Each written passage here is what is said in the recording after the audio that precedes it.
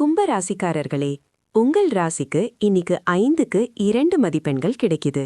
இன்னைக்கு உங்க ராசிக்கு 2ஆம் வீட்டில் சுக்கிரன் சஞ்சரிப்பதால குடும்பத்தில மகிழ்ச்சியும் பணவரவும் நல்லா இருக்கும். நீங்க பேசுறதால மற்றவங்கள கவர்ந்திழுப்பீங்க.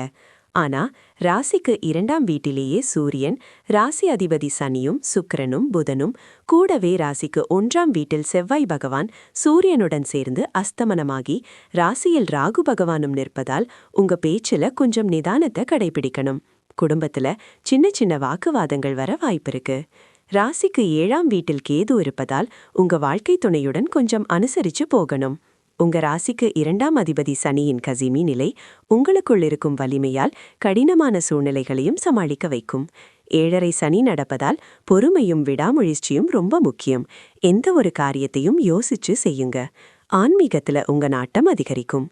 செய்ய வேண்டியவை என்னன்னா, பேச்சில் நிதானத்தை கடைபிடிக்கணும், குடும்ப உறுப்பினர்களுடன் அன்பாக பழகணும், ஆன்மீக காரியங்களில் ஈடுபடணும்.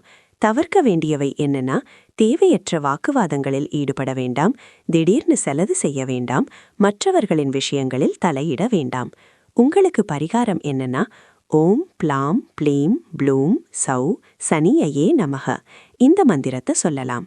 திருநள்ளாறு ஸ்ரீ சனீஸ்வர பகவான் கோவிலுக்கு போய் சனீஸ்வர பகவானை தரிசனம் செய்யலாம். சனிக்கிழமைகளில் கருப்பு எழுதானம் செய்வதும் நல்லது.